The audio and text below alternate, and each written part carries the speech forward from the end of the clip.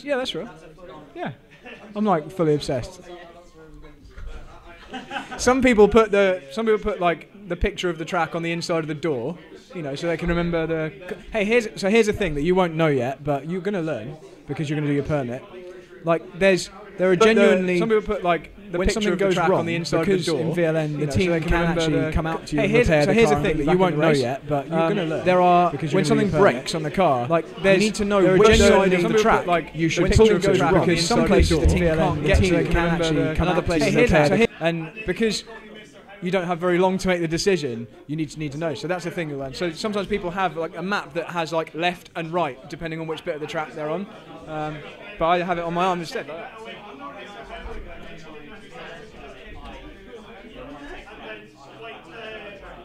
If there's, you'll figure it all out, you know. It's not cheap, is it?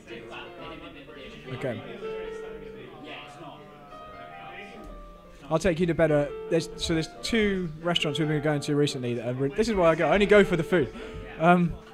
Pinocchio's is the best pizza place. Yeah, people. Sorry. We're on the live stream, Brad. We're just talking about pizza. That's all right. Of course you are. The prize for this today is pizza. So. Oh, good. No, it's not. Everybody who tunes into the live stream will be more than used to this. We've clicked start, and I think Matt has gone off to change his shirt and get himself a drink. So everything live is going exactly as we would normally do it. Like I've literally sat down and he's disappeared. So can anybody do an American accent that could just stand in? Hey, Spanners, how's it going? Nope, too fast. Not enough pauses. I tell them about the real life lag. Yeah, no. So I've been podcasting with Matt since 2014, and I've just assumed we've had a problem with the Skype lag. No, he just pauses like that at the beginning of every sentence.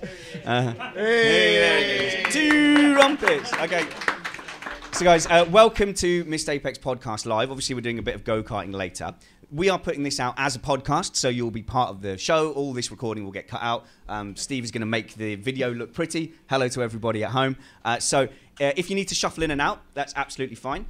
Do so. I do want you guys getting involved. So I want it like a live chat room, but in the flesh. So do feel free to troll. Do feel free to shout out to an extent.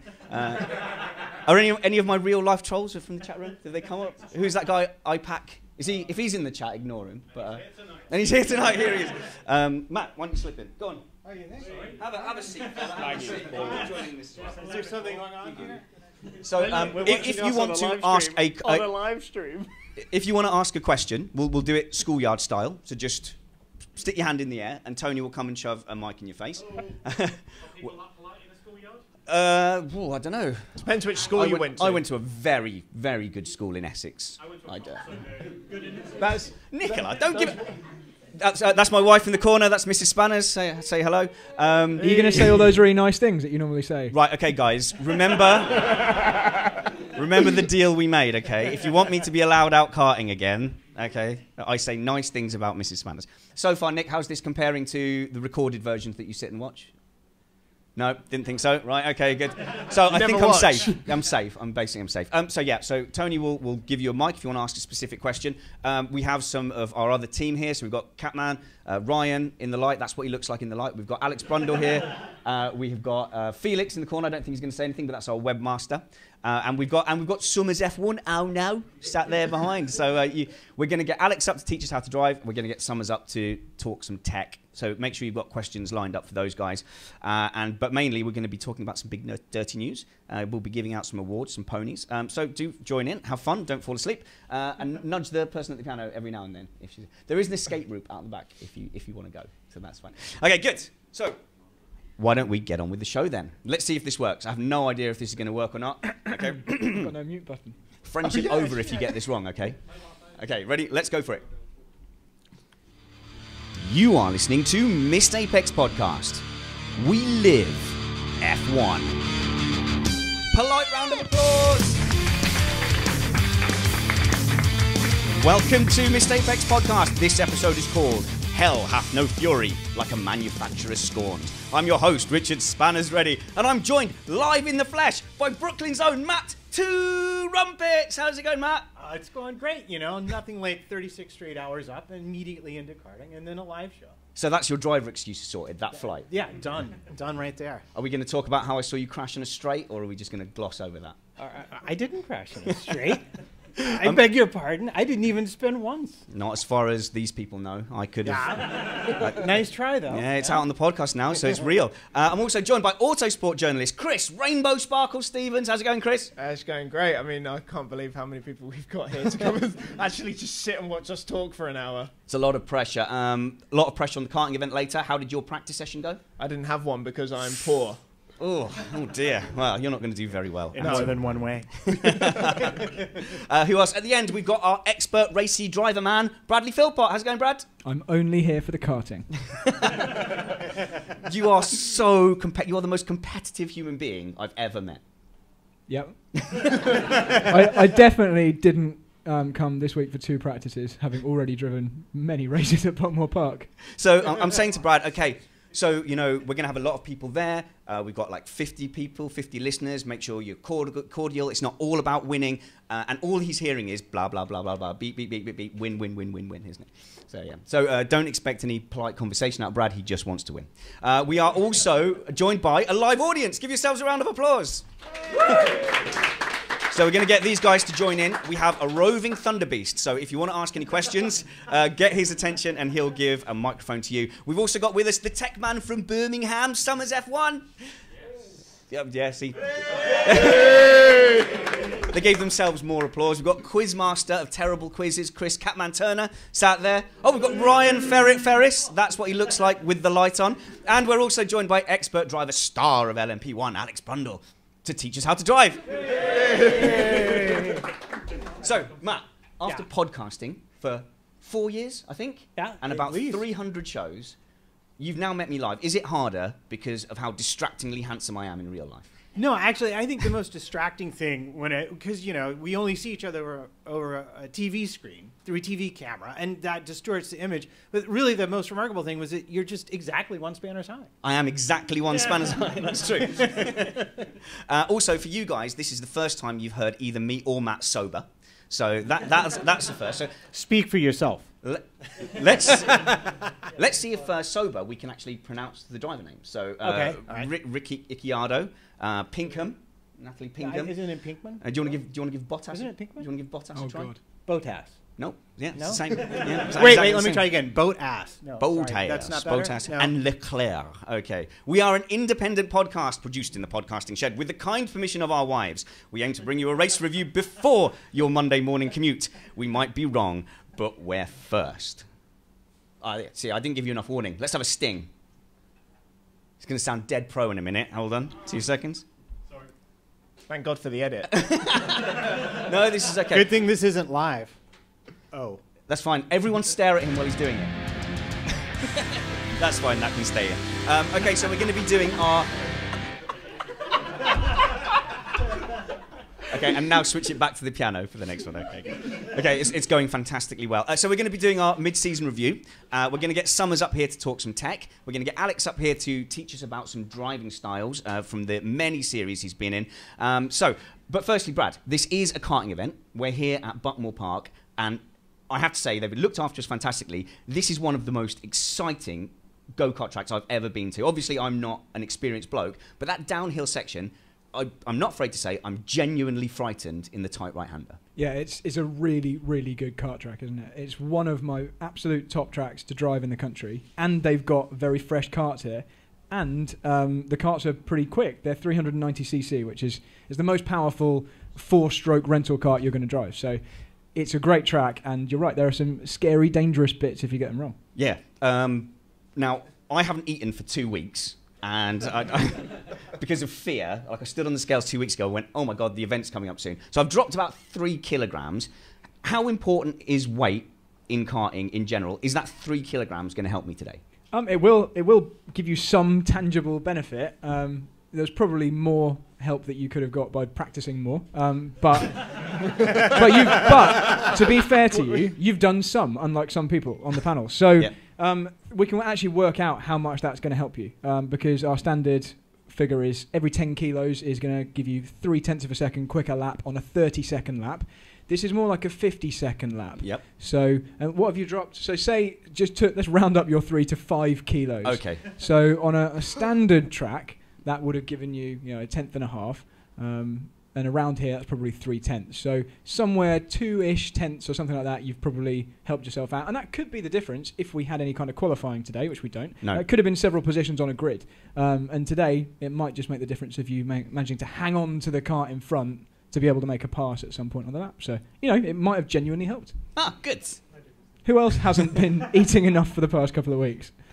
I've probably eaten more than normal. I've probably put on weight, and I am weirdly proud of that.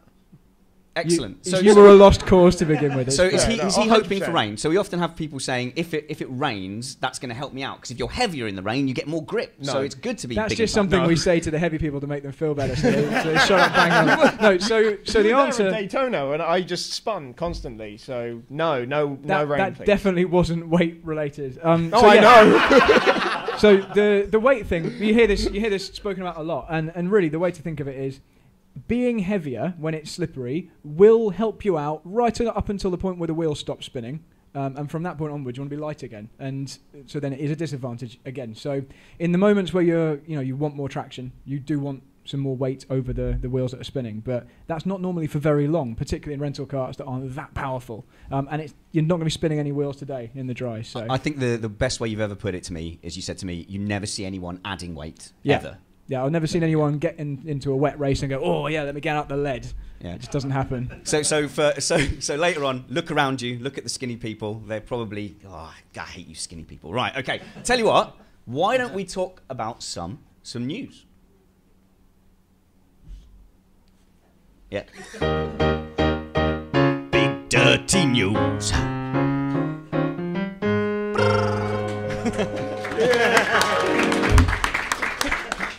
I want a refund. I want my deposit back. You were right. Okay. Right. So the big dirty news. We were going to do a mid-season review, but then Daniel Ricciardo just decided to lick a stamp and sign it, and he has gone and signed for Renault, just completely out of the blue. Now, Missed Apex podcast understands that.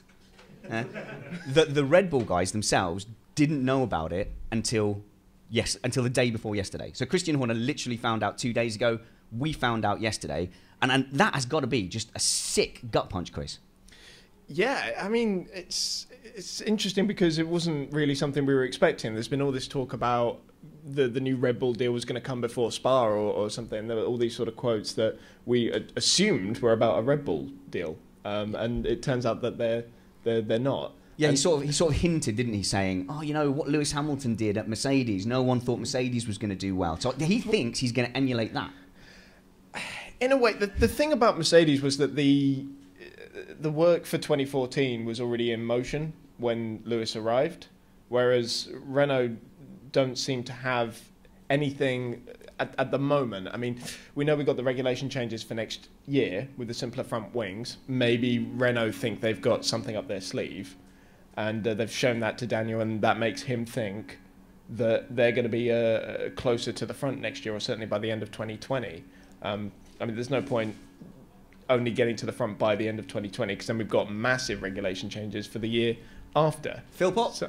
So I've got a take on this, and that's, I think Ricciardo, for a start, he doesn't see the next couple of years that the Red Bull's going to be a brilliant, the car itself is probably going to be great, but the Honda is almost certainly not going to be the class of the field. And he's got a teammate which is, is at best going to be kind of 50-50 in terms of finishing results with Verstappen. It's a lack of faith in Honda, I think, is something that's quite crucial in the sort of next 2 years. But added to that, I think he sees that in a couple of years, Renault might be in a position. They've always won when they've come into Formula One before. So he doesn't want to be jumping into a Renault at a point where they're already doing really well, because that seat might be taken. There might not be a vacancy there in 2 years when they've demonstrated that they're one of the best teams. So, and he can take the credit for making them one of the best teams as well. But Matt, can reach out and touch you in real life. This is amazing. It's creepy. Stop. So, no. Right. So, but from a sort of personality point of view, Red Bull must be feeling sick. I mean, they did the Honda deal, which I think took Renault by surprise. Since then, Missed Apex understands that Renault have delivered a severely underpowered and unreliable power unit, which sounds a little bit tit for tat. Yeah, they've stolen their star driver, their star man, their race winner. They've kicked out the Toro Rosso junior driver. I mean, like, it's all out war. It really is. Yeah, well, but we've seen this pattern. We saw it at Toro Rosso last year with Renault and the problems with the spares and the FIA actually having to, kind of get involved in the periphery. But I think the interesting thing for Ricciardo, per se, is that he's looking at, as you already said, he's looking at being on a team that's not going to give him a world championship in the next couple of years. So he might as well go to a team where he's going to have better chemistry with his teammate and make lots of money and be happy.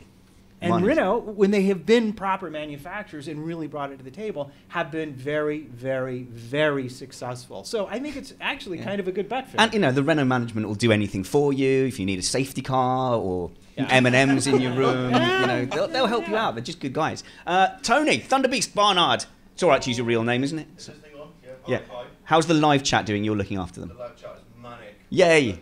Going back to the beginning of the show, we had a couple of people think it's a bit like Evangelos says that panel looks like an F1 Comic-Con. Joshua Geek says this looks a lot like a press conference, and well done, Baku says, whoa, look, podcast groupies.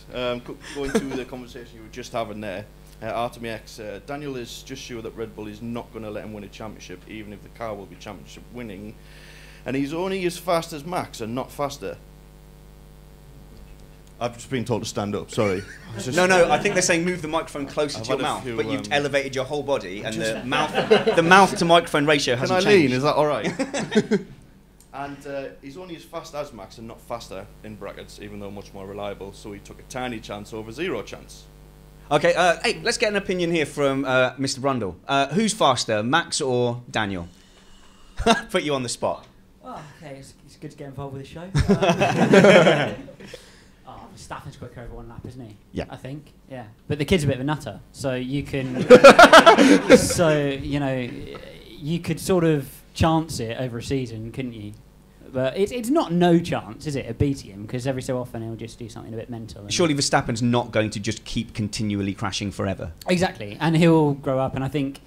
if Ricciardo feels that he's never going to be the lead driver, I guess lead driver position when the manufacturer is a better option, a la Lewis Hamilton, and he obviously reckons that the money's behind Renault to take them to the top and compete with Mercedes eventually. And even if he was given equal status officially at Red Bull, if he's not getting equal money, then he's not going to feel like he's number one equal, is he? Those guys are all picked up when they're kids, right, and taken all the way through the Red Bull process, so they'll have a precedent on the financial side as well that runs all the way back through to when they were doing F3 and everything like that. So it's kind of like it's so similar to Hamilton's situation where you break free of the young driver stuff and then move to the big manufacturer. Do you think it's interesting? Do you think it's interesting that now we've seen both Sainz and now Ricciardo leave Verstappen's orbit? Do you think that just says something about the difficulty perhaps of working with him? It's a very celestial kind of way to look at it. Yeah, it's leave Verstappen's orbit. Sorry, what was the question? I got caught up in your. We've seen we've seen now with Ricciardo departing two fairly good drivers. Yeah. Basically, leaving Red Bull. Yeah. And Max still being there. Definitely. Well, so Max obviously is... I can imagine he'd be a pretty difficult teammate to be across the garage with because he's sort of hard line, isn't he? And never really apologises for anything. I know Carlos didn't get on too well with him, which is what's potentially holding him back from that seat. And their dads apparently as well. Yeah, well, you can tell that... I know that story on that one. But you can... you can tell that, that would be a pretty tricky garage to be in. But there are no easy garages to be in Formula One. Can you imagine, sharing with Raikkonen? It would be, or any of these guys. Yeah, but again, ferocious animals. Raikkonen's, he'll do anything for you, won't he? If you need a pit stop, you need a barrier, need an ice cream. He'll chuck it in for you. Let's just hear from our terrible quizmaster, Chris Catman Turner. Did you have a comment, mate? I was just going to say that every time, so Renault have left the sport quite a few times and come back in. Every single time that they've come back in, they've won the World Championship eventually. So. Is that going to be a quiz question? Do I need to remember that? Is that okay? It wouldn't do any harm, certainly. There is a live quiz coming in, so make sure you tune out for that. Chris? It's a good point that Catman brings up, and one I was going to bring up sort of earlier, which is, we got to remember that Renault are really only in their second season back properly in F1. When they came back in 2016, that was effectively just a year-old car that was painted in yellow and wasn't really yet Renault's work. And so they're basically 2 years down the development line. And now they've got a bit of extra cash. I think it's something like somewhere in the region of 5 mil since they quit Formula E to put into the Formula One program. So that extra resource is just going to go into the 5 development. million? That'll Something. pay for like the Cokes. Well, that the coffee cup's a serious step up. But when we're dealing with a team that has admitted that it has a third of the resource and the infrastructure of a team like Mercedes or Ferrari, that's going to make a big difference. It's interesting though, isn't it? Because Renault, it's not like Renault as a firm worldwide. They have the money to put into it, but they don't want to just do what Mercedes do, which is power through and have 1,000 engineers working on 18 different problems. Yeah, well, they are not the same size, and they are more complicated because of their partnership with Nissan than Mercedes is. Mercedes has sort of they are a corporate behemoth. Renault is big, but I know they don't play on the same field, I believe, as Mercedes. Why don't we've got an informed F1 audience in front of us. Why don't we get their opinions? So firstly, hands up, who thinks Daniel Ricciardo has made the right decision to move to Renault? Show of hands. I know, quite a few. It's probably two-thirds, most actually, isn't it? Right, because personally, I don't think it's the right move. I think Red Bull know what they're doing, and I think that Honda is finally going to come slightly good. You disagree with me, Chris? No, I honestly don't know what to think about next year, because where Red Bull will be will entirely depend on what Honda do. Yeah. And you've got to assume that Renault have got something good in the works to entice someone like Daniel, someone of Daniel's caliber, to join the team. So it's sort of 6 of one, half dozen the other. I think the audience money. money. That's what the extra 5 mils for, just to pay Daniel. You can imagine him in an interview saying, "So what's attracted you to Renault?" Well, I like the yellow suits. They've got a plan. They've given me lots of money, and I like lots of money. You can just imagine him admitting to that, couldn't you? So, the working environment, I think, is going to be something quite big as well. Because we've alluded to Max potentially being a difficult teammate. He probably feels the team is a bit Max oriented. I think that's one of the key things. Yeah. I think a couple of years against Hülkenberg, who's pretty well regarded, but Ricciardo will back himself to beat him. Okay, that's my next question for the audience, actually. Okay. Who thinks that Daniel Ricciardo will beat Hülkenberg in a straight fight next season? Everyone. I think everyone's in agreement with that. I think being teammates with Ricciardo will not hurt Hülkenberg in any way, because I think he'll either be very, very close to him or beat him on the right occasion. I think they'll actually be quite closely matched, but it'll finally be a really good way of working out just how good Nico Hülkenberg is, because we always talk about him as somebody who deserves a good car, but he's never really had a teammate that has properly pushed him, and that we know how good they are. Perez. So. Yeah, but really? But that was at a bad time. I can't believe you're wrong in real life as well. I thought it was. I thought it was just a Skype artifact. Would you put Perez on the same level as Daniel Ricciardo? Yes. No. Wow. All right. Who would put Perez on the same level as Daniel Ricciardo? Anyone? What? Look at that. Who's wrong in real life now? But I was first. Okay. Hey. All right then. So look, I've been obviously talking to Matt on Skype a lot. Let's test if that lag that we have on the live stream is really Skype or if it's in real life. Okay then. So where does that leave Signs? Signs. It's real. It's a real life lag. It's not Skype. Apologies to Microsoft. Sorry. No. Signs, by all accounts, might be headed to McLaren. Oh, this is brilliant, isn't it? Everything is shuffling now, isn't it? Yeah. If I was Red Bull, I don't think I'd race Ricciardo for the rest of the summer. If he really has taken them by surprise like that to their deadly rivals. Ricciardo has done the equivalent of dating your wife while you're still living with her, getting divorced. That's what that feels like. Or Red Bull has done the equivalent to him. Maybe. Basically they said, we've met this new person and we like them better than you. And I think it's interesting. Honda could come good with Red Bull. I see it as being a possibility. But I feel like they have a bigger problem, which is where they're going to find another driver as good as him to partner with Max and pick up those points that they need. I think they might have put themselves up against the wall a little bit, especially chasing the Constructors' Championship when Honda finally gets its act together. See, Chris, I think Vettel might have something of the Vettels about him, where actually he doesn't want a quick teammate. So basically, like, he'll be getting Massa out of retirement. You mean Verstappen? Verstappen, sorry, what did I say? Yeah, Vettel. Vettel. Vettel's So got I said the Vettels. Vettel's got some of the Vettels about him. yes. I did this last week. when we were explaining, I was talking about the pit stops with Raikkonen, Bottas and everything. And then Brad sends me a text going, everyone's Bottas. Why is everyone Bottas? I had just said Bottas for everyone, you know. Yeah. It happens. It happens. So, go on, Chris. On the Sainz seat. I mean, by all rights, Sainz should be the one getting that seat. He was on loan to Renault by Red Bull with the promise that, you know, if a seat comes up, you'll be the one to get it. But suddenly, well, since then, Nico Hülkenberg's rather spanked him a little bit at Renault. And also Pierre Gasly's come along and has done a really, really great job in the Toro Rosso. Has impressed really well. And he's got good knowledge of that power unit now, which I think will be quite crucial for their first season with Red Bull. And that will come in handy.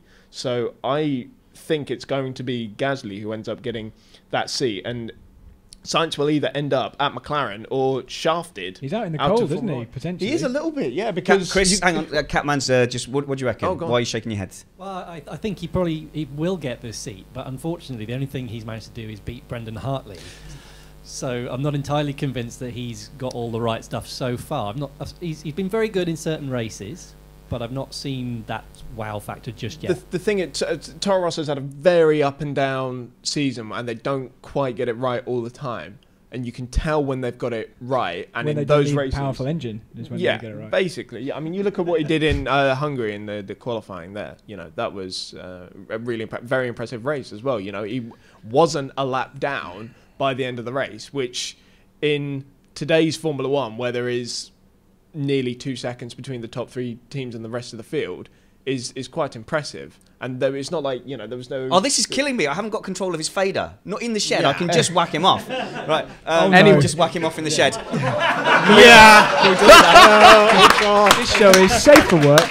This show is safe for work. So, play this with kids in the background. Have you noticed we've dropped the safe for work, all right? Just to take the pressure off. Recently, we will try to be safe for work. So if we're going to talk about the driver's market... I do want the live stream's opinion first. Can we do that first? yeah, go right ahead, by all means. Right, a few points. Okay, so excuse me, I'm lost. I wasn't ready for that. All right, Corin Garten, correct decision for DR. Red Bull Racing will not give him the backing he deserves. Sujith Nara, also Helmut Marko is not in DR's camp, so I'm sure that was palpable and not comfortable. Rob Standen, Sainz is the biggest loser in this situation. Agree. Yeah. Trevor, I'm sure he means that in a way of like losing out on a seat. Not just you personally, Carlos, are a massive loser. Trevor WL1, Sainz to Haas. Oh, that's an interesting one that I have not heard, because I think everybody's about linked to that Haas seat at the moment. There's about 5 or 6 drivers who could end up in that car. Let's hear from Daniel, isn't it? Yeah, you've got the best chat room name, which is EMH12122, which is amazing. Memorable. Yeah, I'm just wondering whether this whole sort of silly season kickoff may actually end up indirectly helping save Brendan Hartley's career. Presuming that Gasly gets promoted, now the Toro Rosso may have to fill 2 extra seats. Let's hear from Alex Brundle to chime in on that. So I don't like the whole save his career, because you know there are races that happen other than F1. You know, Explain. Yeah. Explain in detail. Please explain how Brendan Hartley is a world champion. Are we just bashing the endurance boys? No, I'm serious. I'm deadly serious. I'm in your corner. Thank you so much for coming. Exactly. I think it's kind of everybody always... Sorry to completely swerve the point, by the way, into my own personal agenda. Just You can do it directly into a camera if you like. Stare directly down the lens. Hello, you guys. I've got something to tell you. But their career does continue, despite not being in a single-seater. Yeah. Sorry, I know. I think that's... Why would you possibly be sensitive You were sat in about exactly the wrong place to make that particular comment, just behind Alex Brundle. Save his F1 career. in The the bracket. Yeah, the thing with Brendan. The thing with Brendan is that like a but movie? but he's like everyone's only going to remember this short-lived potentially F1 career rather than the amazing career as a racing driver he's had so far. And people will only remember the F1 career, which I think is quite sad for him. Well, Really. if they're only F1 fans. Yeah, but most people are only F1. Like, I know there's a big motorsporting fan. You know, And let's there are a lot not of forget people like that he us. also raced in the Cambridge round of the British Rental Kart Championship in 2011. I hear that's a very poorly run event. Can I answer the question from Daniel though? Yeah. Which was that if it might save his career. This is the sort of second time in a short period of time that the Red Bull Young Driver program has been quite exposed, because when they kicked out Daniil and they ended up having to put Gasly and Hartley in the car, like they put somebody in the car that they kicked off the program 6 or 7 years before that. That showed a massive flaw in the system. And right now, they've got nobody in the program that's ready to replace either Gasly or Hartley. There's all this talk about Dan Tickton, but he's not going to be able to get enough points to get the super license. 2 words: Lando Norris. See, this is the thing. They already made a sort of vie for him, didn't they? But why on earth would McLaren? What sort of price range are James they gonna, Key. James Key. You're exactly. welcome. Not How only mu- Norris, but Summers and I were having an extensive 6-hour chat about the lateral tire stress last night. I just wish and you the wouldn't subject- record it. That's the Yeah, the thing. yeah. and it did come up, and they now have a lot of leverage. And it may not just be Norris. If we're talking about Sainz going to his fulfill his bromance partner Alonso at McLaren, you could also potentially see Van Dorn and Norris at Toro Rosso next year. Kubica won't get a race seat. Kubica is As a test enthralled to Stroll as a test driver. I heard that Yeah. Kubica was going to be Stroll's teammate, because when it's going to be for Stroll, Yeah. he actually gets on with Kubica really well, and they've almost developed into a bit of a pro-am relationship where the professional driver where the professional driver latches onto a where a professional driver latches onto a wealthy amateur and then takes them to a different team. And I'm being serious. So, are they going to give up Perez and his money though? Didn't know what you got yourself into, did you? Should have listened to the show. So I've just got I guess- images of Bob Barker turning up for Williams next time. Would they give up Perez's money as well? Though? Because I don't get the feeling that If more Perez would money- be happy to stay on as like a test driver just for them to keep their money, whereas Kubica probably would stay as a test driver and they get to keep his money. I think it depends how much Mr. Stroll opens his wallet. That's a good point. Yeah. His money could buy the sport, let alone that team. So it's it's a case of how much he's willing to fund them. But It's amazing. This is all shuffling around and it's all kicking off now. Thank you so much for the content, Daniel Ricciardo. This is, it's amazing. Have you got any other connotations that shuffle down the field? Well, because if the Force Indias are going to end up with Stroll in, that leaves Esteban Ocon sort of out of the water a little bit, and he might end up having to settle for a Williams drive, which is not great news, because he should be moving up, not backwards down the grid, because he's a very talented racing driver. Yeah, but Williams have the smartest dressed engineers, so surely do. that's got to count for something, hasn't it? Oh, 100%. I'm trying to think who else might end up being George left Russell, out. potentially? Yeah, George George Russell, Russell to yeah, Williams, because To Williams. it depends. You can't imagine that Williams are going to keep Sorokin on. So they might take a punt on Russell maybe and partner him with Ocon. and finally, how about Well- Esteban Ocon having the rug pulled from under him? He was like all happily thinking he was on his way to Enstone, and then suddenly there's an Australian in his seat. That All would have right, been really great for him. Chris, we're going to move on for timing, and we're going to have a look at the mid-season championship with another great sting from Soundman Ash. Okay, let's have another go at the correct volume. No, I gave you 3 buttons to press. No, the whole bumper. Thank you for your help. I really appreciate it. Right. So, look, the main battle this season is Ferrari versus Hamilton. Essentially, sorry, what did I say? It is Ferrari versus Hamilton. yeah. I've done a, what do you call it, a Freudian slip. Yes. Yes, okay. So it is Vettel versus Hamilton, really, isn't it? Are there any Ferrari fans at all here? 1, 2, oh, God, how 3 can you people. do it? 3% of the Missed Apex audience. This is a why. Ferrari. This is why I feel comfortable saying this. Like, how does it feel supporting Ferrari? It's like supporting the Death Star. Like literally, Vettel was on the light side. He was bubbly with Red Bull, wasn't he? And then he was like, come over, and now he's all like Darth Vader. It has one very key weakness that you only have to fire a very small bullet into a small hole to destroy it. Are we going to keep it going, are we? Okay. You failed me for the last time, Ariba Vene. But yeah. I find your lack of faith disturbing. So, my son, you were there, weren't you, Nick? My son, he turned around to me and said, Daddy, do Ferrari fans love their children? And I said, no, son. Not like we do. Not like we do. Okay, so how do we think that battle's going, Chris? It's on paper, until the last 2 races, it was neck and neck. Yeah, it really was. I feel like there are kind of 3 points to this about this championship because they've been so evenly matched. You kind of have to break it down to the car, the team, and the driver. And of the latter of those 3 points, you'd say that Lewis has been doing the better job. Because I would argue that the car is not as good across the season as the Ferrari, and yet he is the one leading the championship by quite some margin. I'm looking to Summers because he's going to tell us for sure later. I don't want to say anything stupid.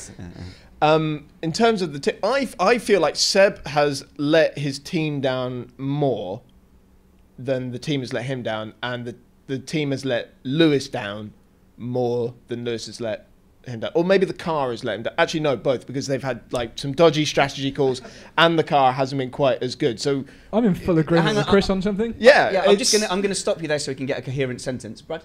Yeah, no, I actually really agree with what Chris was saying. I think Vettel has thrown away points, and Hamilton has managed to stay in the fight despite the team or the car throwing away points for him. Yeah. So yeah, and in terms of the pace of the 2 cars relative, I'm also very interested to hear what Summers says. But I've seen figures from the super times where they analyse the fastest lap of the weekend, where they're so close. You know, a fraction of a % difference in ultimate pace.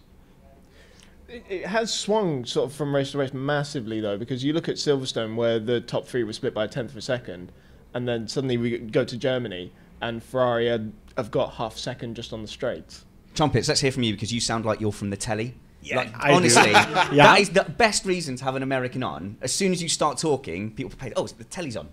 Yeah, I love instant being, authority. Yeah, I love it. Go on. Just being able to say words and people love it. It's fantastic. I don't actually have to come up with anything. I just have to say words out of my mouth, and it's all good. No, I think that if depending upon what happens with the season, you're going to look back at the last 2 races, and that could be very well where Ferrari gave up their biggest advantage over Mercedes.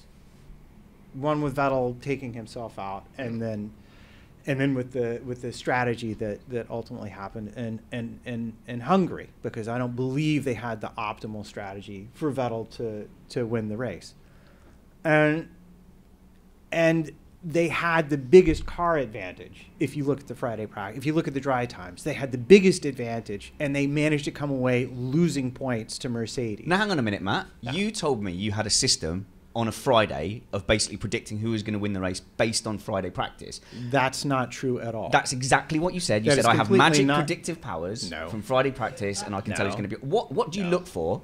Because I watch Friday practice, and I Right. just see racing cars going round and round. Yes. What is it you're looking for on a Friday? Well, you look.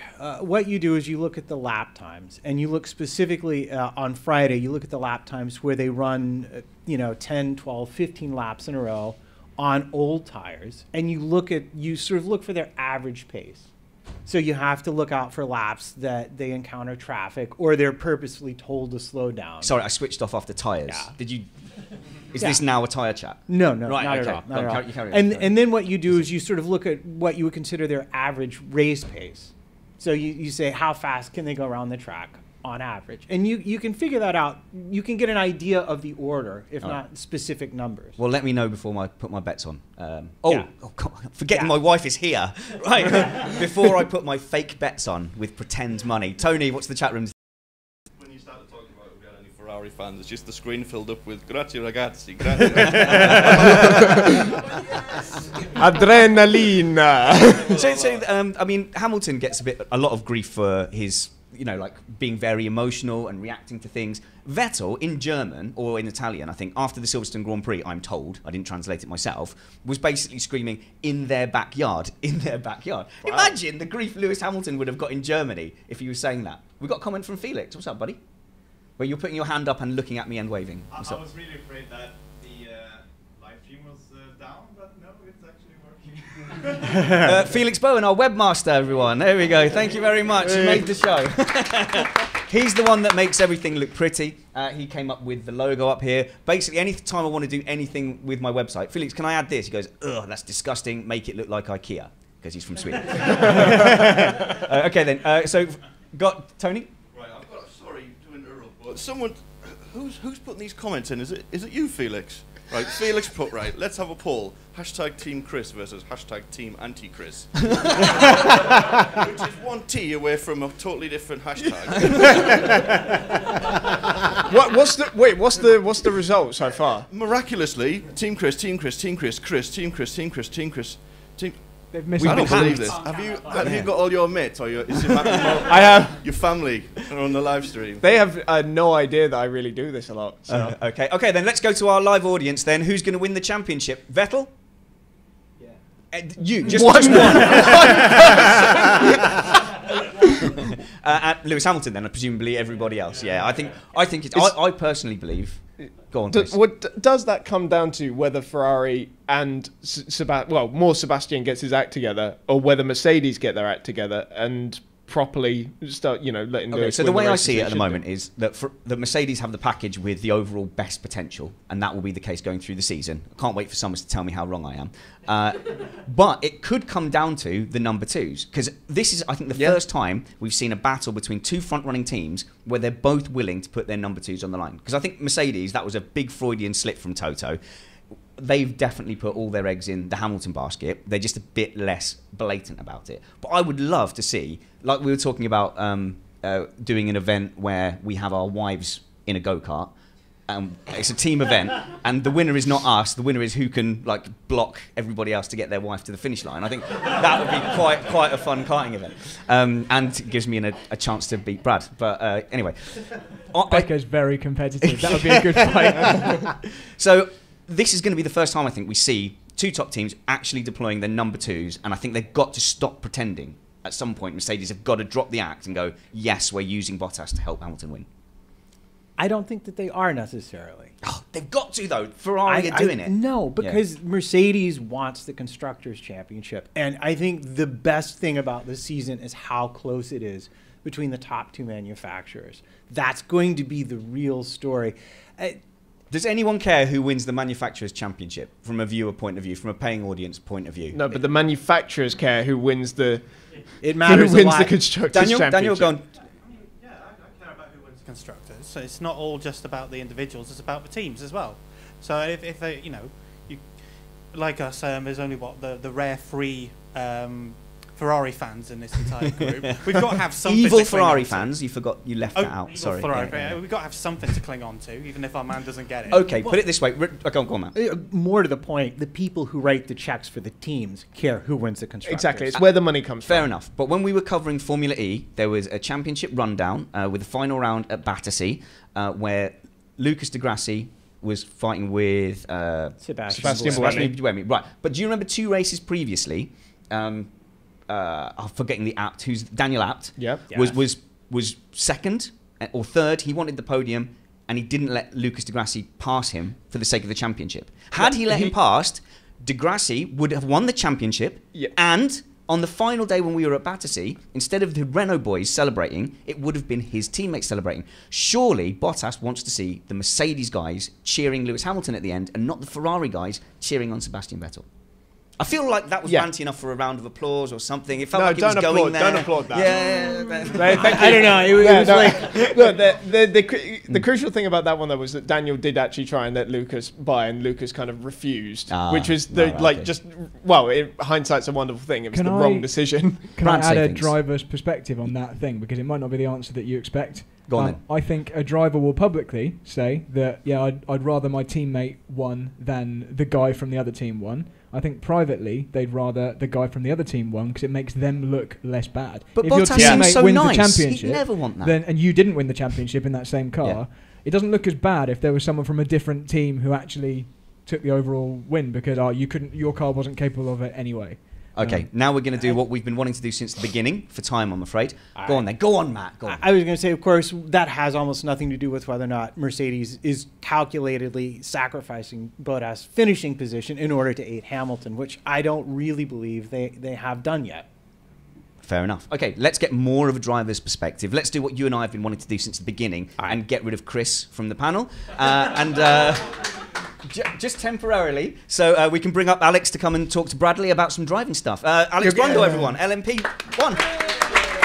You're going to miss me when I'm gone. Tag me in. Yes. Man. Bradley, over to you. This is your guest that you've brought on, and you're going to teach us a little bit about I just smashed the fourth wall. So this is very unusual for me because I'm never an interviewer. So I'm going to do my very best to. That's fine. I'll carry you. Good. I'm going to need it. So welcome, Alex. So for those of you who don't know, I've known Alex for quite a long time. We've worked together, or we used to work together in our formative years when Alex was actually already a very experienced race driver, and I definitely wasn't. And so basically, at the moment you're racing LMP1 for Manor. Manor, well remembered. Yeah. In a Ginetta. In a Ginetta. And so, just for the time being, what's the next race? What have you got coming up soon? Well, we were supposed to have Silverstone, but then we have a bit of an issue with engines. Okay. So we're doing the full WEC. So we'll end up in Fuji next, which is a fair period into the future. But we're testing next week. So right now you're racing in something extremely fast, but in the past you've raced various other cars. Like a lot of different types. So perilously slow stuff. Yeah. So I'm going to just try and run through what I think you've driven, and I'd like you to fill in the gaps of any additional cars you might have driven, and then we'll just delve into how some of them are different to drive from others. I'll try and remember my own career without notes. Okay, so I assume you've done some karting. Did you do that before T-cars? Yeah, nothing at Buckmore Park though. Okay. Is that a lie? It's on. So I did a bit of karting before T. It's hard to jump back, isn't it, from cars to karts? But you still do some karting now, though. Yeah, I know, the occasional. I was at Wilton Mill the other day getting some bruises. It was fine. Brad, are you using this as an opportunity to scope out Alex for the karting later? I asked for a segment. Subconsciously. Exactly how many days, hours, and minutes have you done? You know? Okay, so for everyone here, what's a T-car? Because that's something that stopped a long time ago. Yeah.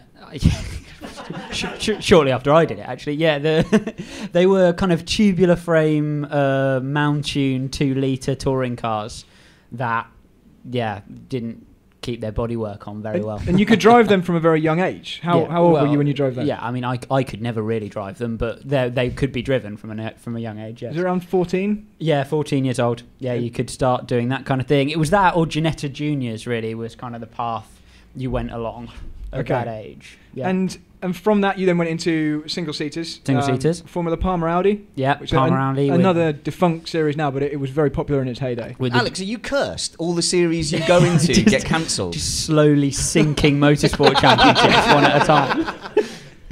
Yeah, did that finished, then did Formula 2, and that finished. I'm just going to drag British you back F3. Just briefly. The Formula Palmer Audi, how was that different to drive to the T-car? Kind of a lot more power. I actually remember going along the back straight at Snet with my mouth wide open. You were in that race, actually, I think. I was going to mention, I've got in brackets here, we had one race weekend together.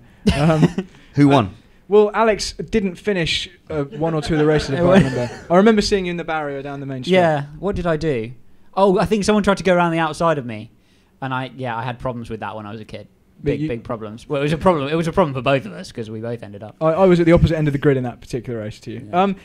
So Formula Palmer, that's big slicks, big fat slicks, not a lot of aero. So you've gone from go-karts, obviously slicks, but no aero at all. T-cars and turbo power. So you had to do the old. So the T-car was normally aspirated. Normally aspirated to turbo, which is a big deal. We've already got some pretty different types of things, different things to drive, even from your first two of quite a long list of cars. Yeah. So would you say, before we carry on to the faster stuff, have these things begun to shape the way you drive a car? Oh, definitely. I mean, for example, the turbo stuff we were just talking about. When you move from a turbo car to a naturally aspirated, there's a don't try and stay. Just wait, we can get your coffee or something. But did I just get burned? Yeah. The turbo stuff, you bring in the power underneath the turbo and the naturally aspirated power, and then you wait for ages, and then you bring in the turbo. So when you move back to a naturally aspirated car, that's really hard to say under pressure. you jump back in and then you put what I call imaginary turbos in all of the throttle traces, which you have to get rid of slowly. For example, when I jumped back into British F3, I was putting step changes in all my throttle pickups. Okay, so that was the next thing then. So from Formula Palm Rally, and you had pretty good success in FPA. Did you win some races? Yeah, podiums, and I ended up 6th or something, I think. Loads of podiums and some poles, and then it was just sort of downhill from there. So then British Formula 3, we're talking... When we talk about... Brad, let me just step that up, because obviously we're not as educated as you. So we're basically going from things I haven't heard of to things I've now sort of heard of. So now we're now getting into the point where you're in and amongst the guys who are all vying to go into Formula 1. Yeah. Still outside Formula 1 though, so it's, in that. So does it go, right, for the really stupid, right, okay, so Formula 1, Formula, we're going to go for 2 next? It is now in fact Formula 2, Formula 2, Formula 3, and then there are more regional versions of those championships. Is that right? So like the British Formula 3? Yeah, so you've got Brit F3, but then it's kind of that area of motorsport which is a real mess, because you're still at the pace of the pyramid where there are so many drivers that can actually kind of by hook or by crook afford to do that, so it's a massive marketplace. So every so often some big motorsport entity will just fire a championship into the marketplace, like British F4, then MSA F4, and then they'll take British F3 and bin it off and make new cars, or European F3. So there's an amount of money then in the marketplace from these young drivers, their mums, their dads, their sponsors, that everyone's just trying to scoop. Now, I was going to ask, because it's kind of it is very parent driven at that point, and as somebody who has taken their 3-year-old to a go-kart track and just watched him, because he wasn't big enough to turn the wheel, relentlessly crash over and over again, my wife's looking at me, into the same, and I'm like, no, turn more. You got to believe. He's not listening, is he? You got to believe. So, but what I mean is, it's very pushy parents. I'm just interested what that atmosphere is like, because you must be 14, 15 at that sort of time. It's so dads learn to be racing dads while kids learn to be racing drivers, and you kind of meet in the middle in a kind of majestic arc. Is it like football? Is there a lot of yelling? More kind of. There was some funny stuff that happened.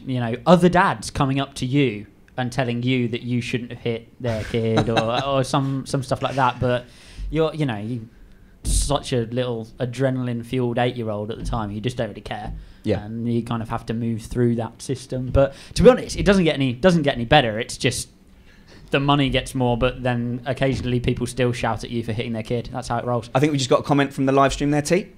Yeah, I got a question from Matthew Graff. Can Alex give a brief description of what it's like driving a P1 car, downforce, braking, speed, etc.? So I think, Brad's, that's the sort of point you're getting onto now, isn't it? Now. Yeah, so we're getting on to the kind of quicker end of things. Do you want me to let Alex answer that? Yeah, go on then. So you get to the speed where stuff goes narrow and scenery goes blurry, and then everything changes. And that's the big thing about driving an LMP1, especially in the dark. The dark changes your life in a sports car, because it just makes everything. I think Jenson Button at this year's Le Mans said it feels about 400 miles an hour, and he's not far away from the truth. Because you take away so much of the information, and when you've got less information, everything feels faster. But I mean, to be honest, this year it was kind of sketchy because we had some things breaking and stuff, kind of falling off and all of that kind of thing. So always nice to have that uncertainty exactly. on the Mulsanne. So there's a little bit of kind of, you're going through the Porsche curves, and the load is just that's the biggest sensation that you feel when you're driving a prototype at high speed. The Venturi is so huge, and the amount of downforce and load is so big that it's just the energy, the sensation of energy going through the car I can't describe. It's just massive.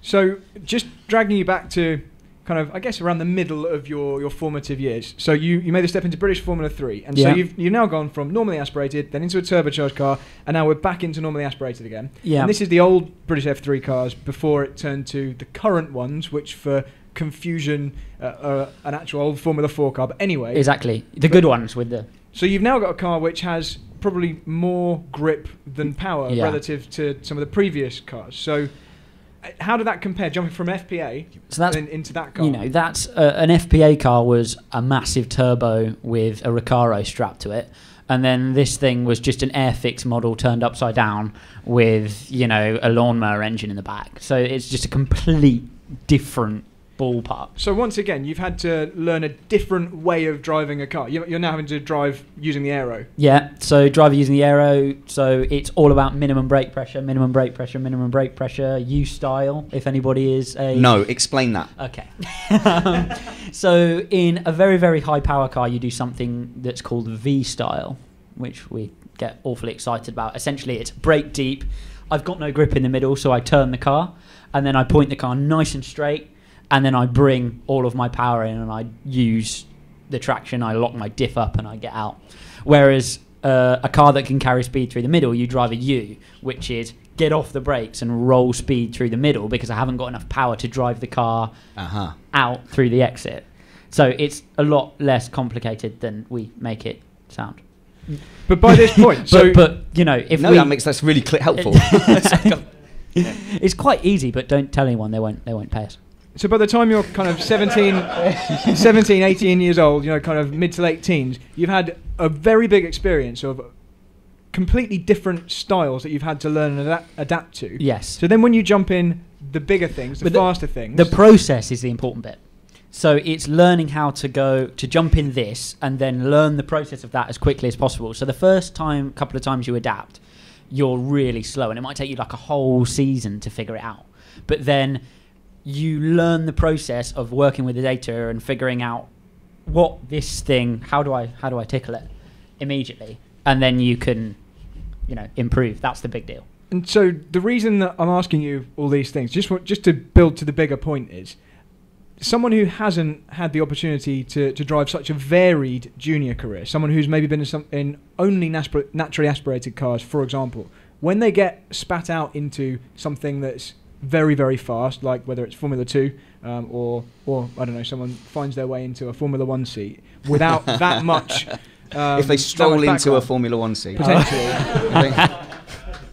How much they more difficult... They need a good pro, don't they, for that? Exactly. My main point is, do you think that that whole background of it being so varied and you having to adapt to something different every time you step to the next level, does it then just make the final transitions, like going into a very fast LMP1 car, that much easier? Well, that's why we see kind of guys like... Do you remember Kobayashi before he went to Formula 1? Legend. Yeah, legend. And, you know, he now does good stuff in a Toyota prototype. But he was kind of a bit ish, wasn't he, in GP2? But he'd sort of been out doing a bit of Super Formula and all sorts of different various bits and some Jappy F3 and all that kind of thing. That's why I think he got on well when he jumped in an F1 car, because he'd learned how to sort of drive this and that or whatever. So brilliant. Final point from you, Brad, before we... thankfully, you've taken up a lot of the tech time here, Alex, which is sorry great. Sorry to swallow that. No, it's brilliant because it means we'll all be wide awake for the karting. Brad, do you want to just wrap up the... Yeah, so I did have just one last thing, and that was be honest about actually how much practice have you done at Buckmore Park over the years? Well, I wasn't invited to the practice session this morning. I was given specific instructions to turn up after 10. Oh, there wasn't a practice session. It was last night. Our free practice session. How much do you weigh? Is he lying? What, 89 kilos I weigh? Oh my goodness, I reckon he's 67 fully kitted. 65, yeah. Okay, we're going to leave it there. Alex Brundle, thanks, thank Alex. you so much Thanks, for your time. Alex Brundle, thanks for... now, let's get up. Let's get up the tech man from Birmingham, motorsport.com's Matthew Summerfield. Wait, you want me in here? You can have my chair. I should say, our Tech Time host, Matt Trumpet, as well. That would be me. Yeah, Where's the trumpet music that normally accompanies this section? He's here, can't play it.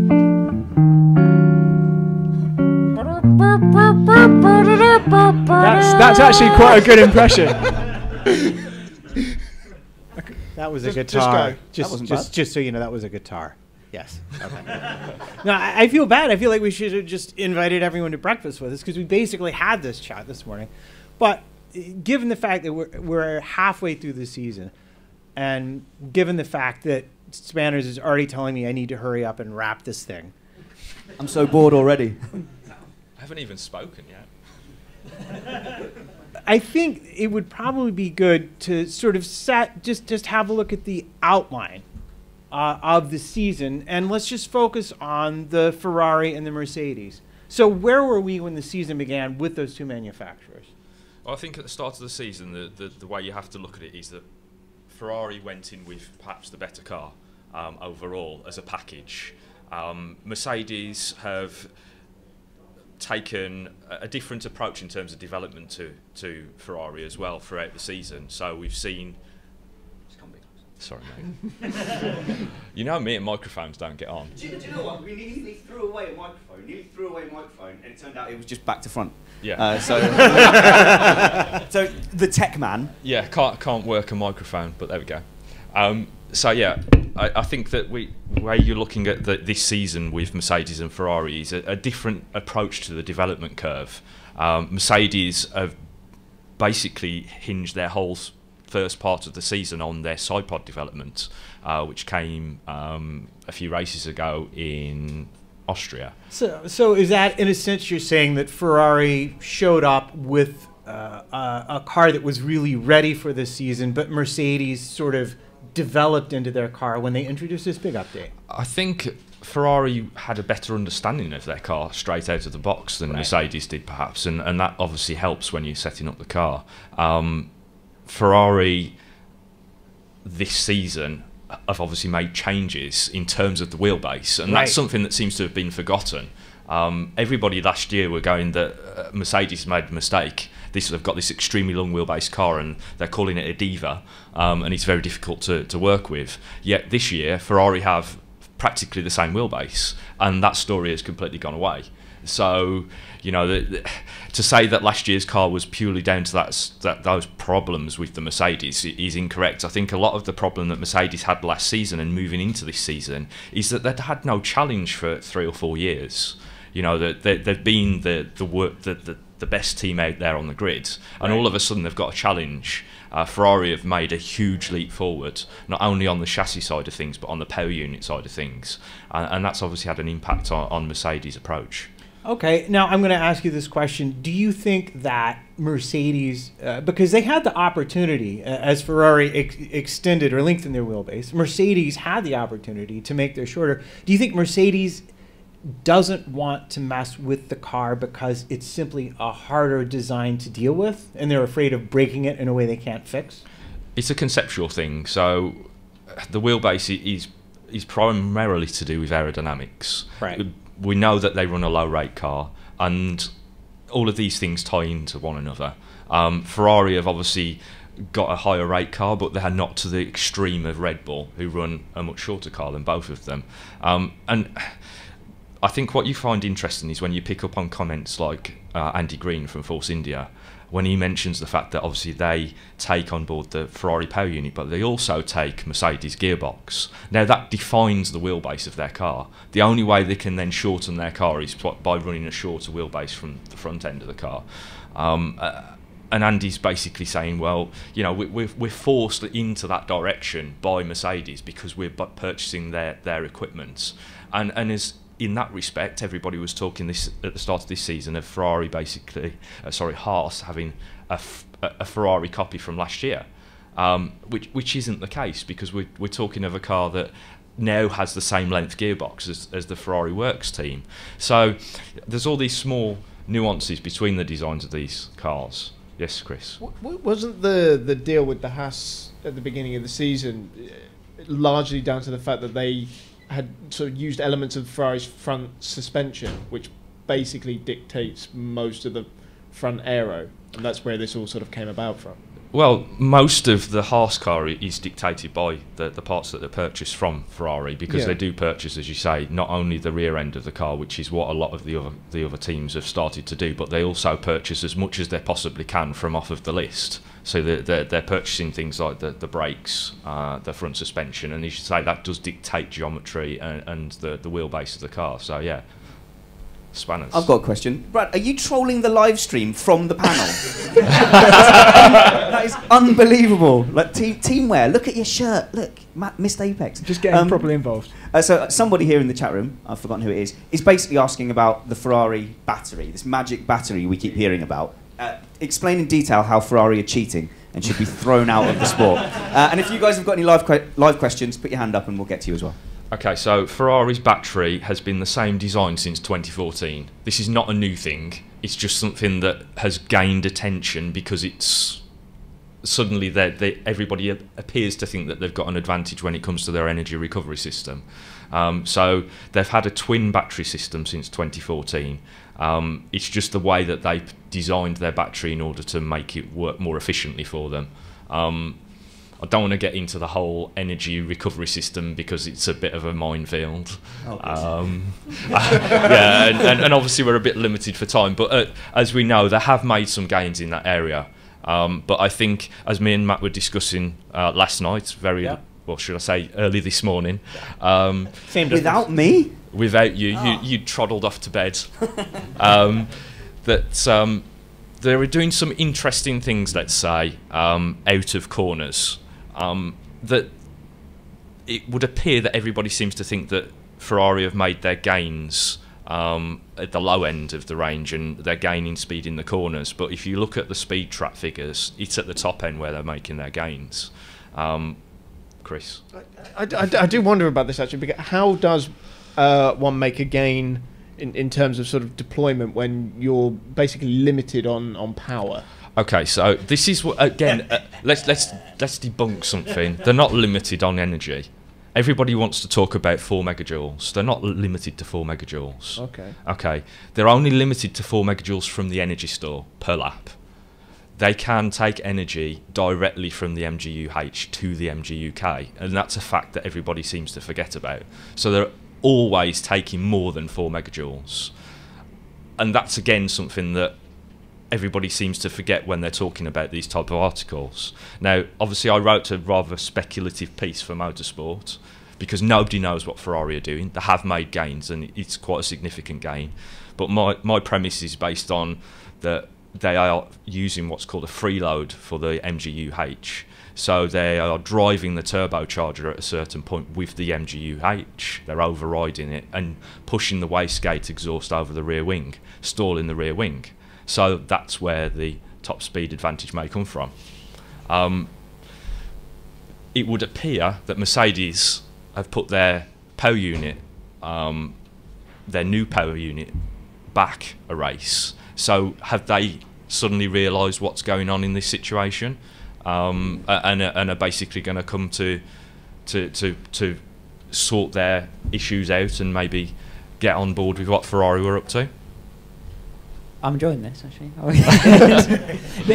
What's interesting to me is that quite a lot of the cars that I have been involved with, if you start trying to stall rear wings for people who are really techie, if you start trying to stall rear wings with turbo wash, then actually quite often you need, which I find quite interesting, if it's within homologated boxes and you can only change so much, you need heat protection on rear bodywork elements and that kind of thing, which takes quite a lot of development in terms of aerodynamics as well, because when you start heat protecting elements of that specific of rear wings, etc., you then start to change the way that they work aerodynamically because things get thicker and thinner, etc., etc. So how long do you think that system would have had to have been in the works to actually generate a working system, including the aerodynamic devices that have to deal with the extra temperature? Well, this is another chat that we had last night based around the F-duct, which obviously is a similar system in terms of stalling. And my talk with Matt was, how do you get this past somebody? How do you convince somebody that you want to spend X hundreds of thousands of pounds on something that might not actually give you a gain? Because it's an incremental thing. Yes, it might look good on paper, but when you actually put it into the real world, oftentimes it doesn't actually produce the results. And melt the pillars. Yeah. Well, this was a big thing with...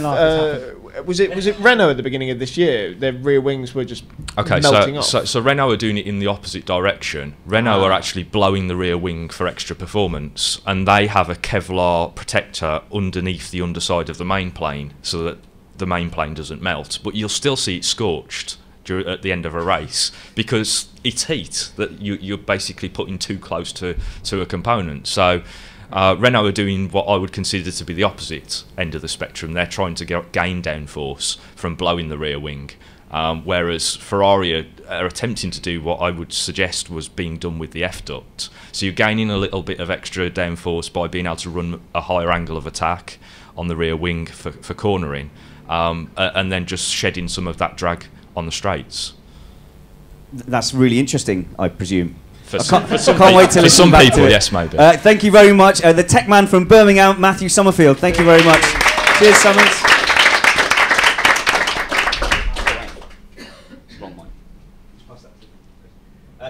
So actually, Summers was right from the beginning so supportive because he was just a guy writing tech blogs, suddenly took off on motorsport. When we started Missed Apex, we suddenly had a big hitter in our corner, tweeting from an account with 80 billion followers on it, and lending us an authority that we didn't deserve at the time and never still will. don't deserve, yeah, quite exactly. frankly. But now Missed Apex has become a thing. And what happened to my accredited journalist Oh, introduction? sorry. You Sorry. FIA honestly. accredited journalist Matt Trumpets. Yeah. Apparently that's not a real term, but it really winds Chris up. So just use it all the time. FIA accredited journalist. I mean, Missed Apex. We were talking in the first season. We were getting really happy that we were getting to 500 downloads.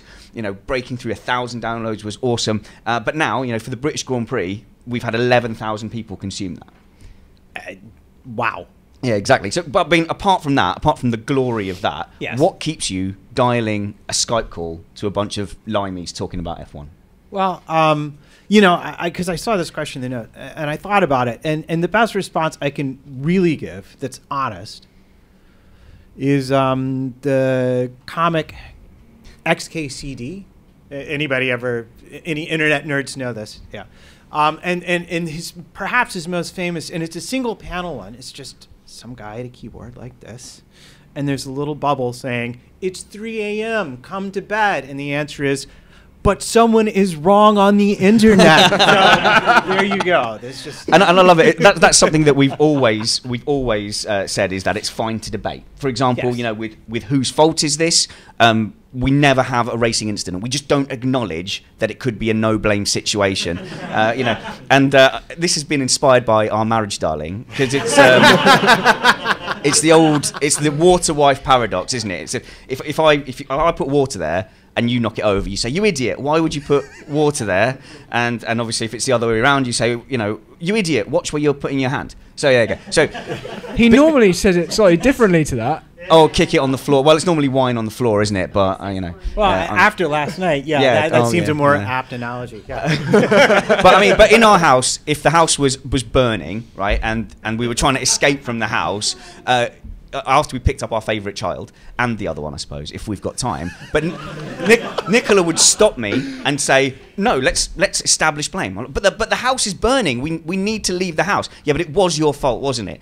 So fine, yes, the fire was my fault. Okay, so that's what we do, and we have these debates so that we can genuinely kind of discuss the mechanics of the racing, and sometimes that does tie us up in knots, like Bradley with his lanes analogy. Did everyone enjoy that?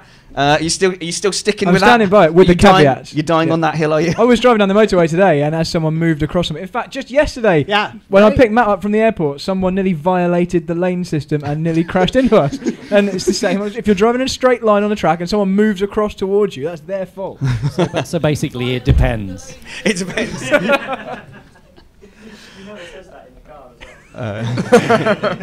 Sorry, carry on. No, well, that was it, really. I mean, I just want to thank you guys here at this live event. You've flown all the way from Brooklyn, which is amazing. Chris, you've taken a train. It's not as impressive. No, not quite. But the point is, you guys give up so much time on a Sunday, and you put up with me basically being the internet equivalent of like a amateur dramatics director. Like, no, none of this will do. None of this will do. Waiting for spanners. Exactly. So I just wanted to say a big thank you to you guys. All right, now it is time for the Missed Apex quiz, and here is our quizmaster, Chris Catman Turner. How you doing, Chris? Yeah, good. I'm really pleased to be here. It's fantastic to meet you all finally. Yeah, I mean, your quizzes, though, have been famously inaccurate, poorly thought out, and poorly delivered. What can we expect today? Yeah, well, to be fair, that thing going into my bank account that every month means that they should be biased towards you, I would have thought, surely. All right then, Chris, you are going to test the panel here, us four, but also when we fall down, do feel free to go to the audience and Excellent. and That will make be us look stupid. very frequently then. That's absolutely fine. So how's the format? What are we doing? It's not that last time where you said deliberately give the wrong answer somehow. No, although that would have been awesome. Never mind. No, it would have been terrible again. So we've got 3 rounds today. The first one will be it's all based on the 2018 season this time. There'll be 2 quick-fire questions, and the first will be a general knowledge. The second is a true or false. Right. So hopefully fairly simple. And I've got somebody scoring for me.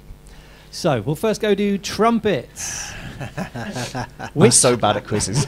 I'm terrible at these. So, yeah. And I know nothing about F1. Are these F1 questions? I'm afraid so. Damn it. Oh, I'm terrible at writing quizzes, so there you go. Which driver spectacularly collided with Brendan Hartley at the beginning of the Canadian Grand Prix?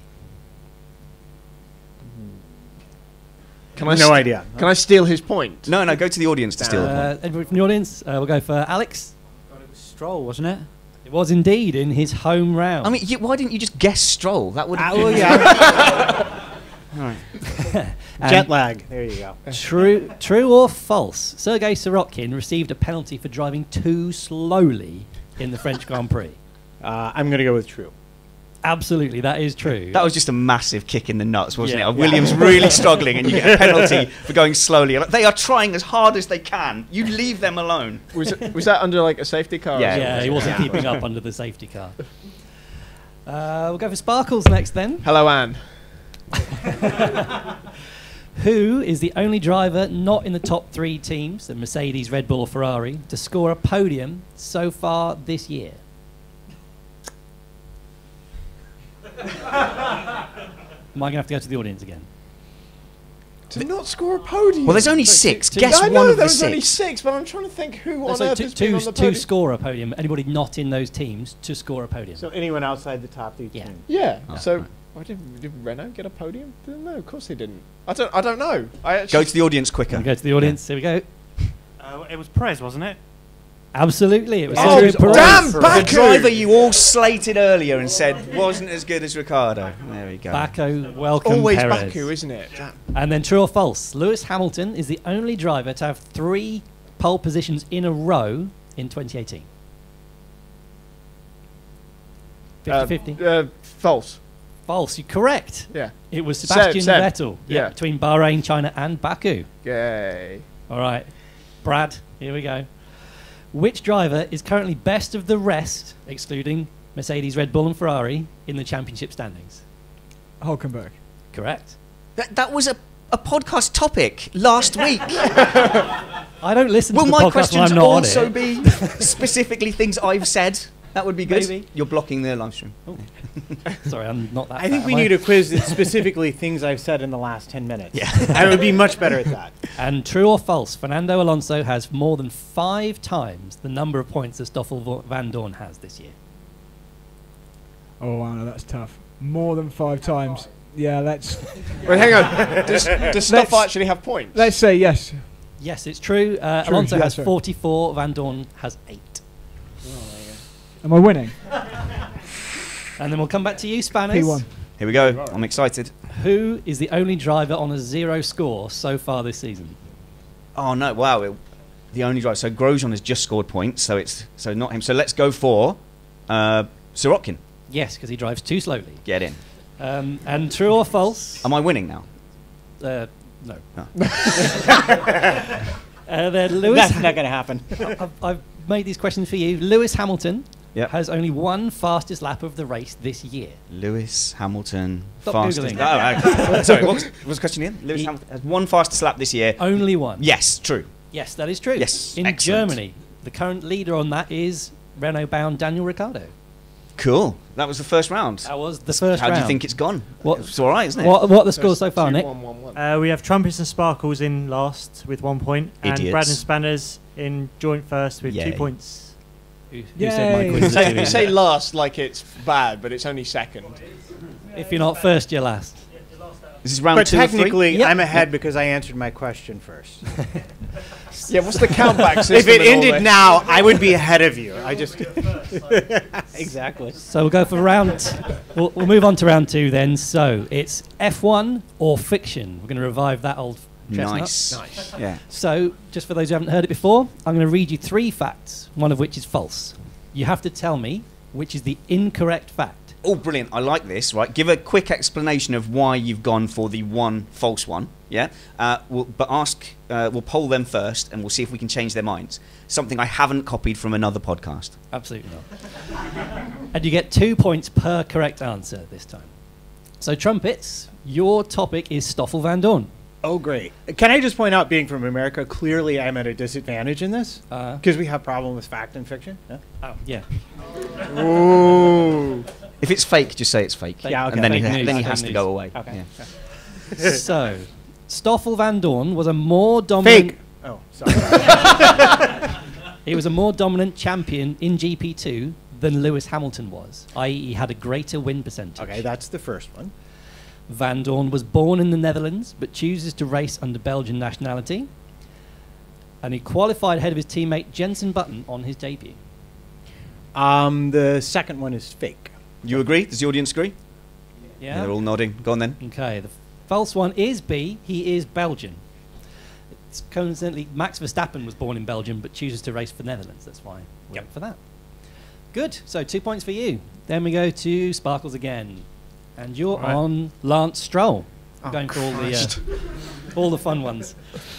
So, Stroll was part of the Ferrari Young Driver Academy between 2010 and 2015. Yep. I wonder how much that cost. I'm not saying he's real. About 12 pence. He's the youngest driver to finish on the podium in his rookie season.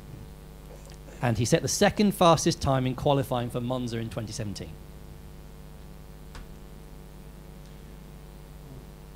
It's the last one. He didn't qualify second in Monza, did he? He started second because somebody had a penalty.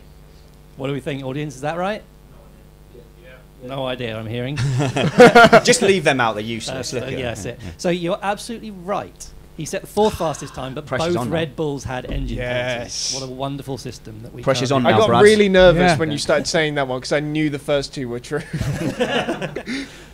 Brad, we're going to go for Brendan Hartley, which here you know from the race that you shared. besties. Yeah, absolutely. Hartley has not finished ahead of Gasly so fast this year. Hartley's completed a test day for Mercedes F1 team in 2012. And on his debut, he became the first driver from New Zealand in Formula One for over 30 years. I'm going to say the first one is false. Yes, that's correct. He's finished ahead just once. 10th in Baku compared to Gasly's 12th. Although I think Magnussen had a fair deal in that when he tried to run him into a wall. and then Spanners. So has everyone got those right so far? Oh, man. Yeah. Pressure. I wouldn't have got any of those, I don't think. So Well, your topic is your favourite driver, Marcus Ericsson. Do we not have a jingle for him? no. So, and because it's you, I've actually going to give you a cheeky fourth option, just because I couldn't resist it. Right, okay. You'll see why. Go on then. So the first fact, in 4 years of GP2, he only scored 3 victories before being promoted to Formula 1. His first taste of Formula 1 was a test for Brawn GP in 2009. In his first year of F1, Ericsson never finished ahead of Kamui Kobayashi. And the fourth fact, Marcus Ericsson is afraid of the sea. Oh, no. Is that somehow true? Like, if that is somehow true, okay. Let's go for let's go for the one that the tested with Brawn. Isn't he too young to have done that? I'm going to say false. He didn't test with Brawn in 2009. What do we think? Did he test with Brawn? He did. Oh, test with Brawn No GP in way! 2009. Did he actually? Yeah. It's the worst Wow. quiz ever. Yeah. That has genuinely blown my mind. Yeah, Chris and I thought that was false. So hang on, wait a minute. Is he genuinely afraid of the sea? Yes. Yeah. No, he's not genuinely. Oh, afraid right. of the Okay. sea. So that was also false. Right, okay. So we're going to need a judge's ruling on that for the legitimacy of the You quiz. had a better chance of getting it right. Yeah, you actually got it wrong anyway. Even though there were You had a better 50-50. odds. We had a 33. So We can argue about who is right and wrong all day, so we will. As I said, my quizzes were never meant to be accurate or actually fair. Oh, no. That's true. Okay, so one more round? Do you want to know which one the right one was? No, I've lost interest now. I don't have the points. No. No, it's fine. It was, for those interested, it was C. He did beat Kobayashi twice out of 7 times. Final round is... You're doing very well. Thank you. Thank you. Yeah. And you're a beautiful man. Distractingly got great handsome calves. is the term I prefer. With great calves, yeah. My new name is now called Calf Man because racing driver I complimented his Brundle- calves before the show. They are magnificent. It's the only bit of me that Come is for the magnificent. question, stay for the calves. Right, carry on. Okay, final round. Home and Away, which is definitely not stolen from a BBC panel show. So, in this round, you get to choose between 2 questions, either on a declared subject that you told me you liked in advance, or 2 questions on a mystery subject that could be anything, maybe slightly things that you don't like. You get 1 point for each question on your safe subject, or 3 points per question. So I need to gamble. I need to gamble, don't I? So yeah, what are the scores so we know whether you need to gamble or not? Well, in plum last is Spanners with 2 points. But that means that it was heavily weighted that last round. That's ridiculous. In joint second is Trumpets and Sparkles with 3 points each, but in the lead is Brad with 4. P1 still. I intend to maintain this position for the remainder of the day. We haven't had much of it so far this year. All right, let's go for it. Okay, too so far? I'm Trumpets, your home topic is tyres. Do you want to go with that or gamble? I'll roll the dice. Roll the dice. Interesting. So your away subject is Felipe Massa. Oh, yeah. Excellent. So at which circuit did Rob Smedley, I'm not going to do an accent, say Fernando is faster than you? Oh, so these away ones are quite easy. Oh, now this. Yeah. I remember the radio call, but I don't remember the track so much. So really? Yeah. See, easy if you know 'em. But I still get a guess at Go it. on, guess at it, and then we'll see if our clever audience knows. I'm going to go Monza. No. Hockenheim. It was Hockenheim, Hockenheim. absolutely. So you get no points. Good. Wow. And the second question, Massa holds the record for most victories in Formula One at which circuit? At which circuit? I think I might know The this. thing is, I remember him never quite winning, so this is... He did very well at one particular circuit. It was 10 years ago. Have a guess. So. Should have taken Matt's questions. Yeah, you should have. You should have. Yeah, I'm totally going to gamble now. Okay, is that a pass? Did the audience No. know? No, you're going to guess? Go for it. I'm going to guess. I'm going to guess. This is where you say a track. I know I do have to. Yeah, okay. I have to think of the I'm tracks. not editing this. The so this tracks, is all... the tracks are not necessarily okay. all programmed. How are think you if finding me Angelos on the talking chat at you has while it. you're trying to think? Is that not helping? So Right, okay. very, Yeah, very, Van very Gien also helpful. has it. It just settles me right down when I'm trying to think about stuff. All right. Just say a track, dude. Yeah. No, I know it's not Sao Paulo. I'm just going to say Brazil because he's from Brazil. It's not Buckmore Park. Go for it, Sam. It's Istanbul Park. Absolutely, it is Oh, Istanbul. do we miss that track or what? That was Oh, a come great on. circuit. Yeah, Great go on then. circuit. So is it me now? No. No. Oh. Sparkles. Yes. Just go for it. So your home subject is ex-F1 drivers now in Formula E. which I feel great with. Okay. But the 3 points. 3 points beckon. Come on. Excellent. We're going to Okay. gamble. So your away subject is Red Bull before 2010. Because you told me you liked things after 2010. So name one of the 3 drivers raced by Red Bull in their debut season, which was 2005. Just one. Just You one. need to get one. That's one. like Wow. One of the 3. One of Super 3. easy again. One of the I know but I know the ones that from like 07 and 08, but I don't know about 05. Liuzzi was one of them, no? That's his guess. Is that your final answer? Yeah, it is because we're running out of That time. was correct. So it was Oh, Liuzzi, Christian Klein, and David Coulthard. Ah. And which Was DC that early? Okay. He is that old. Which engines did they use in that season? In that season, Ferrari. No. Ah. Cosworth engine. Cosworth, really? Yeah. Okay, God, let's remember get this then. motoring, Okay, Catman. last Okay. couple of questions then. For Brad, your Yeah. home subject is F1 at the Nürburgring Nordschleife.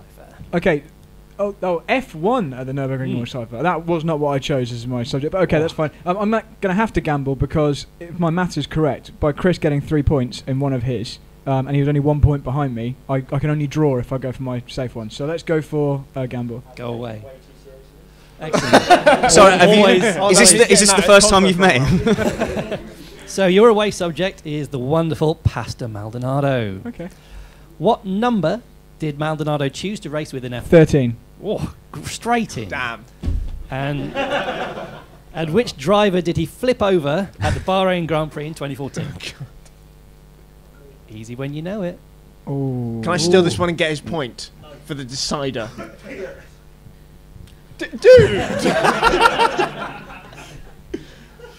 For those watching, Felix has tried to. I can't remember that one. involved. You can't remember. But Let's give it to Right, the yes. audience then. He's failed. Give it to Ferret. It was Esteban. Gutierrez. okay. It was Esteban Gutierrez. Okay. So, final one for you Spanners. Oh, let's go. Come on. for Your pride. home subject is Lewis Hamilton. Hashtag 44. That's just a number. Huh? Number 44. Is it just a number? That Is wasn't it? the question. No. You could have hashtag It's a team. magic number. LH44. All right, go on. Go on. What do you want? Home or away? Oh, I've got to go away. You've got to go away. Yeah. Fair enough. So your away subject is Nico Rosberg. Okay, the answer is he should have given him more room on the outside in 2015. He did reverse it up the exit slip road in Monaco, and yes, it was a complete fluke. Congratulations, 9 points. Yes, come on then. So, for which team did Rosberg make his debut in Formula One? Oh my god. Was it not Williams? It was Oh, Williams. good. Oh, okay, that just seemed too easy. Yeah, it is Oh, way okay, too good. easy. Right. I feel like there's some bias. Quiz here. is terrible. Okay, go on. And where did Rosberg score his first F1 victory? Oh, Barcelona. No. No. No, China. China. China. Okay, who won? Who won the quiz? So, who won the quiz? Brad won, didn't he? Brad. So, What was that noise? in last place is Trumpets with 3 points. Idiot. In third place is Spanners with 5. That's brilliant, that. Podium. Third place, Not a good look. second place even is Sparkles with 6 points, and P1 Brad with 7. Well done, Bradley. For the quiz. Thank you very That much. was just practice. That was practice. Congratulations for the Okay, so we are going to do.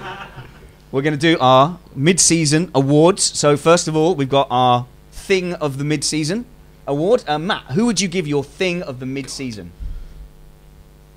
I didn't prepare this at all. Let's Normally I'm see. always prepared Huh? for these. Oh yeah. Thing of the. Yeah, it's thing. how we've ended Thing. every show for 3 years. Thing. Yes. Thing of the. But just from the start of the season to the mid. Yeah, that's right. Yeah, thing of the mid-season. Just want to be clear that we're on the same page here. Ferrari. Ferrari, thing of the mid-season. Their Bradley- gains. Yeah. Brilliant. Absolutely. Bradley Philpott, who's your thing of the mid-season? It's going to be that we had a proper wet session at the last race. I actually used this at the last on the last podcast, but I stand by it actually for the whole season. It was nice to see a proper wet session and Yes. get to see who was Yeah. the best in the wet. Yeah, like Lewis Hamilton just looking at his lap and talking it through on TV, going, here's where all the other idiots went. Here's me being fantastic. Here's where I went. And he did that every single corner. Yeah, look, here's where all the other idiots went. Chris, who's your thing of the mid-season? I think just this kind of the championship fight that we're having, because it's so closely matched and it's quite unpredictable. And, you know, we've got 3 teams that are able to win races, but also the midfield battle is incredibly intense as well. So I think just the kind of championship fight that we're having. Yeah, cool. And my thing of the mid-season so far, Kevin Magnussen. Because had it not been for Haas throwing away quite a lot of points, he would be best of the rest, and we'd be talking about him being, you know, one of the great drivers in F1 this season. So, audience, where's the mic? You got the mic, Tony? Has anyone got a thing of the mid-season? Ryan, and then we'll go. We'll start at the back. Who's that? Right. James, who's your thing of the mid-season? Definitely Charles Leclerc. 100%. Is that the live chat? Got a thing of the weekend? Yeah, live chat agrees. There's a lot of Leclercs. Yeah. Are you about to say a thing? No. Okay, Ryan. Sorry, Tony, making you shift around. I was going to say how much Bottas has taken this wingman under his wing. Having cinema sessions, watching Top Gun. That was good. That was cool. I want to be your wingman and you can be my wingman too, and all that sort of stuff. That's got to be mine. Brilliant. Okay, so now it's time for the bad thing. Oh, in fact, Alex, do you have a thing of the mid-season? I guess Alonso just taking a break from F1 to come and do some proper racing. That was good. Good answer. Sorry, I've been sneezing, and I don't know if the mic's picked it up, but Yeah. like that's an element of live podcasting that you just don't get when we're doing Skype recording. Amazing contribution. Thank you very much for that. No worries. So now we're going to I'm do. just so glad you guys can hear my sneezes. And the winner of Thing of the Mid-Season is... That is Missed Apex Award. That's the bad thing. Matt, would you like to give a Missed Apex Award? Well, you're right in the lines for me. How could I not? No, Williams, just in general, has completely missed the apex. Chris Stevens, you want Missed Apex? I think the fact that we don't have mute buttons, it's got to be the missed apex. And Please follow the directions and tell me who missed the apex for mid-season. Thank you. Who's missed the apex mid-season? I think Sebastian to an extent. Yeah. Because he's thrown away some points in the championship and should be leading it. Brad Philpott. Pains me to say it because I actually really like the guy, but Van Dorn's qualifying performance against Alonso has really missed the apex. But hasn't there been something that there was something fundamentally wrong with his car? Did you know Maybe more recently, but Ah. even when they fixed it, he still qualified behind him. But in the race, though, he was right with Alonso before. Yeah, he right retired, with him, behind so- him again. Like he hasn't beaten him at all. Let's go for the Pony Award then for mid-season. Surely someone in the audience has got one. Let's play the bumper. Daddy, I want a pony, and I want it now. Matt, who do you think this mid-season has been the pony? Stroll. Stroll. Alex, do you have a Pony Award for us, do you? Well, there was a point where... Was it Silverstone where the two British F1 teams put a nice little quad at the rear of the grid? Both Williams, both McLaren locking out the rear. That was my pony moment of the year, unfortunately. Excellent. So I think that Tony is going to give us an award, which we will have live, which is Comment of the Week. Yeah. And I'll stall. You had two things to do. Come on. Oh, Tony, you're going to have to hold the mic while she does it. A bit closer because I'm really Oh dear. This is your entertainment for this evening, by the way. That's a professional. Thank you very much. Tony, who's got the comment of the week from the live chat? All right, well, I've got three, so I'm going to go with three, right? Evangelos says the panel looks like an F1 Comic-Con. We like that one. Yep. Low Stealth. Summer says, hi, Bradley, bored, pulls out phone. But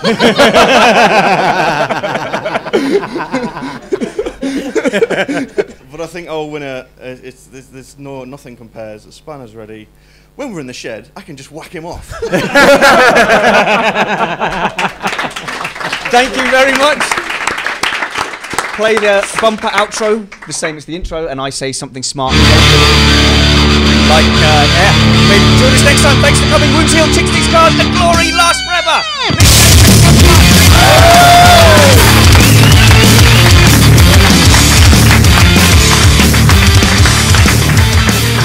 I think that's called getting away with it, isn't it? Oh, completely. Thank you very much. If you'd like to kill the live stream as well, and get ready to register for the karting at 1:30. There's